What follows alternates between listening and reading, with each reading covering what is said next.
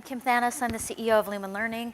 We create digital courseware for high enrollment college courses. We do that using open educational resources. Our emphasis is really ensuring that every student can be successful. Students who come into school with obstacles around preparedness, with socioeconomic disadvantages, that they all have an opportunity to be successful in their college courses. When we provide institutions with one of the Lumen college course packages that is made up of open educational resources, it's really a complete package. We're looking at the highest enrollment courses and looking to make a difference in those. Those are the gateway courses that are the high failure rate courses in higher education. So anything a faculty member needs to get started from day one teaching effectively, those are all provided. They can do their own customization of that and make it their own. But if I'm an adjunct faculty member and I only find out a few days before classes start that I'll be teaching, I have something that's really ready to go.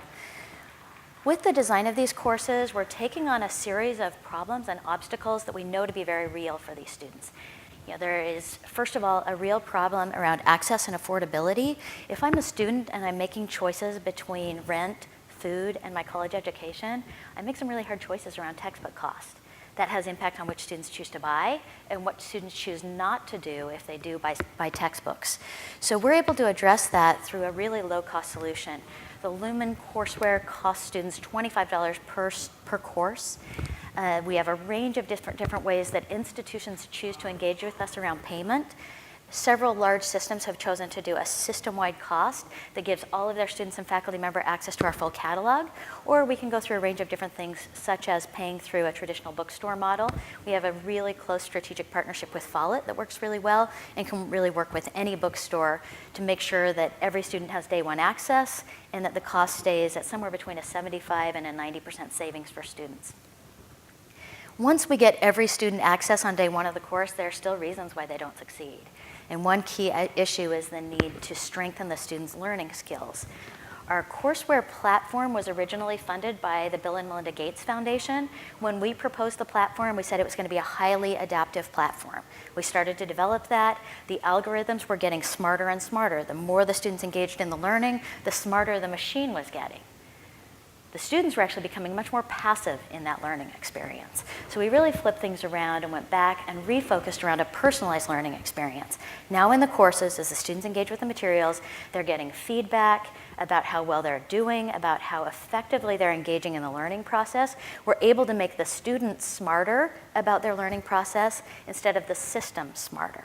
So that's given a set of metacognitive supports that help the students be successful in those courses and their courses after they're outside of the Lumen courseware. With that, and tightly coupled, there's an issue around student confidence and mindset. Do they believe they can be successful in college courses? The system also brings in a set of messaging tools that a faculty member can configure and use with students that is really almost kind of a one-click or even automated messaging system for students. It nudges students through the courses.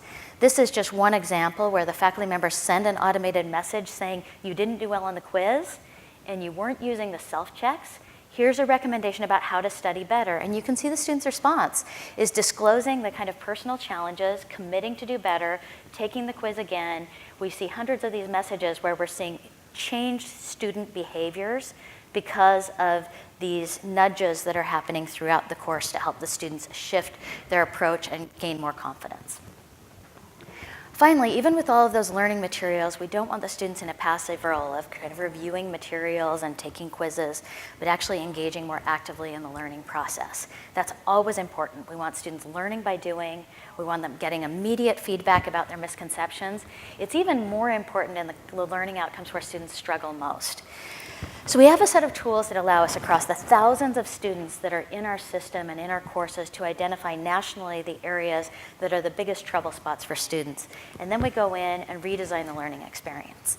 So if you know open educational resources, if you looked at the before example, you would see the OpenStax textbook. There's an example about a shift in equilibrium. With that shift in equilibrium, it breaks it out into a 4-step process of how the student can understand that and determine what the new equilibrium is going to be. What we found is that seems like a very simple layout, does not work well with students. They can't get through those 4 steps, and we can't see where they're falling down. So we've instead created interactives for that. We can give students feedback at each one of those steps. We know when the students are struggling. The students are getting immediate feedback about where they're off course, and they're much more deeply engaged in that learning by doing practice in the interactive than they were before in just reading and trying to analyze a graph. So throughout all of our courses, we're looking for those problem spots, redesigning the work so that students are increasingly more effective.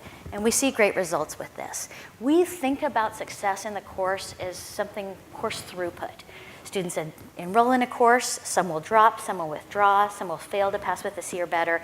What comes out the end? And what we see in our Waymaker courses or our personalized learning courses, in this data set, we saw a significantly lower number of drops. Students had access from day one and were able to begin progressing. Those were the students who were most likely to fail, and we were still able to keep them passing at almost the same level all the way through, resulting in 18% more students who completed the course successfully than had started on the first day.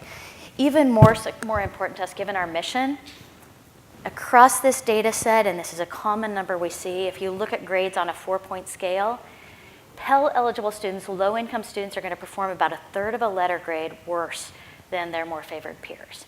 In our courses, we have completely closed that gap. There is no statistically significant difference between low income and other students in these courses because of those corrections.